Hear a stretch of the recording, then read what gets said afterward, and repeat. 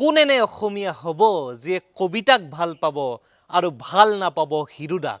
কোন এনে অসমীয়া হ'ব যিয়ে প্ৰেমত পৰিব আৰু এবাৰলৈ হ'লেও নকব তুমিতো জানাই এই কবিৰ আৰু একো নাই, এটাই মাথো কামিজ তাৰো চিগু চিগু চিলাই।